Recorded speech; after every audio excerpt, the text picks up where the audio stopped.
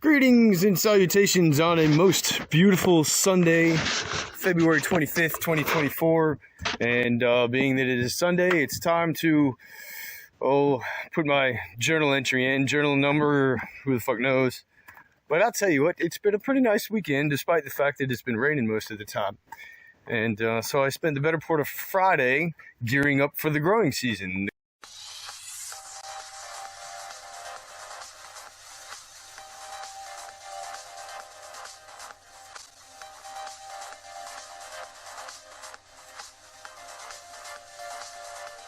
The growing season is rapidly approaching. I can't believe February is almost over with already. And happily, the leaves on the trees are still not emerging yet, but they will eventually. And when that happens, because I still want to do some forest clearing. I did all this last March. This whole place used to be a jungle. And so last March, I went through there and cleared out all the underbrush and debris and stuff, made some room for the ferns, because I want the ferns to grow. I love the ferns. Anyway, back to the journal. Friday, I spent most of the day, since it was raining all day, in this fine greenhouse. I do love the greenhouse. And I did a number of things. I filled up and made ready all the remaining hydroponic tubes and got them all filled with piss fossa and rainwater and the perlite and vermiculite. I still have to get more perlite because Lowe's is sold out every time I go. But all the plants in here that have been growing seem to be growing well and hardy. And I can now sprout seedlings with the hydroponic setup. This is actually a clone, so I've proven cloning and I've proven germination. And we've also proven harvests, all with nothing but piss fossa and rainwater. And I still have to dial in some elements as far as, like, you know, are the plants going to grow better if I leave the cup half full when I sprout the seedling, or shall I fill it all the way up when I sprout a seedling and let it go from there? And that all remains to be determined. I have a new project, the experimental project going on. This is one of the kale, the dinosaur kale that was growing over in those buckets, those little totes there. And since the kale grows in a very long stem and just grows up and up and up and up, I thought it might be a good idea to just try and take one of those and shove that stem in the hole and let it run the length of the tube. And as that kale grows up, I can, just pull it out a little bit, trim some leaves off the bottom, take them home to eat, or just munch on them here. And see how that goes, because the piss fossa is working very nicely as far as hydroponics are concerned. I did a lot of cleanup here yesterday. I emptied out a lot of the pots, not yesterday, but Friday. Emptied out a lot of the pots that I had going on, all the dead plants that didn't make it through the winter. I also went ahead and laid down, these are those long dinosaur kale stems that I was describing, and they just grow long. So what I did was I took these kale out of the pots and I laid them down flat, and I didn't break up the root balls or anything. I just laid it down flat, and eventually the kale will start growing up, and I'll have to bury the rest of the stems and see if I could just keep them going in there. So we got a couple of experiments going on. The cabbage, I also did the same thing. Both of these cabbages are starting to globe. I did a bit of cleaning on the bottoms of the leaves. There are these little I've not gone online to identify what exactly they are yet, just little green ball insect things. And so clean them up, and those cabbages are coming along nicely. And I'm hoping and praying that the lime tree did in fact survive the winter and is ready, experiencing some exuberance to return to life as we approach the spring. I did some experimentation this weekend because we're getting down in the 20s on heating. So there's a couple of YouTube videos of people making actual oil lamp, like vegetable oil lamps.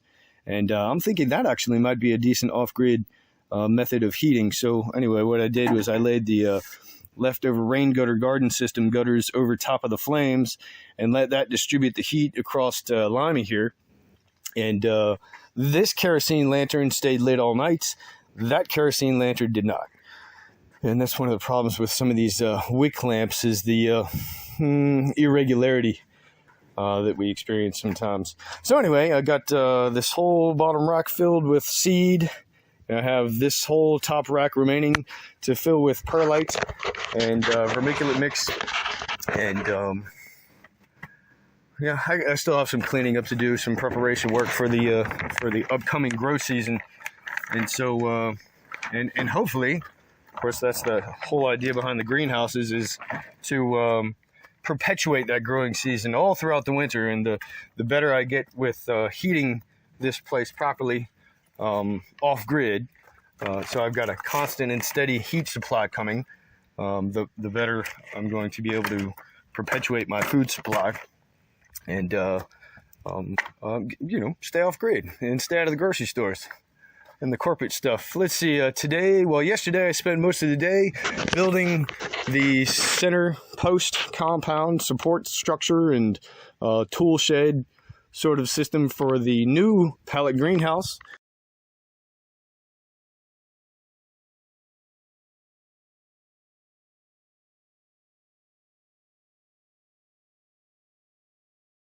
And I took a whole bunch of scrap material that I got around here. I have 3 of these headboards that I got from the place that they pay me to get pallets every week. And I just said, fuck it, let's try it this way. And you know what, they look kind of nice. But, aesthetics and appearances are the least of my concerns when it comes to all this stuff. I want functionality. And I'm not worried about what it looks like. I'm worried about, does it work? Especially considering it's all garbage. The whole place, this whole fucking place is garbage. It's all scrap. It's all reclaimed, recycled material, and I'm putting it to good use instead of letting it sit in the landfill. And because I'm a poor man, but God is a God of abundance, I have captured and seized His abundance. Here it is. It's everywhere, and we throw it away all the time. Anyway. So I did that, and I spent a portion of this morning fashioning together the center support piece for the upper layer of the greenhouse and attaching that to the center support structure here. And I'll have to resume that next week upon my return to this lovely place. So let's see, we didn't have any kind of fun beaver dam stuff this weekend, no explosives. No blowing stuff up, no experimenting with TATP or any of that kind of stuff. Yeah, just, and it's been a pretty wet weekend. So, you do what you can. Make the most of what we got. So, here's a look. That looks decent. Anyway, I think I might use those to hang hand tools, little trowels and anything that's not on a pole or a post, like a hay fork or a rake or anything like that. Let's see, I had another hearty load of pallets this weekend, so those are building up. But and I'm starting to think very heavily about how I can construct a 2-story house with an upper deck platform with pallets, and in particular the 40 by 48 inch pallets. And so for a 30-foot wall, it would take exactly 9 pallets to run the length of that wall. If you run, I think it's the 40. If you run the 40-inch segment of the pallet lengthwise, then it's going to take 9 pallets to get a 30 times 12 is 360, I think. Yes, 360, which divided by 40 is 9. So 9 pallets will create a wall. And of course, I'd use 18 pallets because I double layer them. Anyway, I'm thinking a lot about how to take those pallets and turn them into a house. And I think that's what I'm going to do. I've certainly taken the pallets and turned them into a couple of greenhouses and a screen house. So, and you know what? Used pallets make some pretty decent looking fencing. And it works. So anyway, it's a beautiful day out here in Oxford, North Carolina. And I hope everybody watching and otherwise is getting outside or doing whatever it is that fills their hearts with joy. And, I hope you'll join us again. So that being said, let me find a nice, quiet, stationary place for you to observe, and enjoy a piece of nature.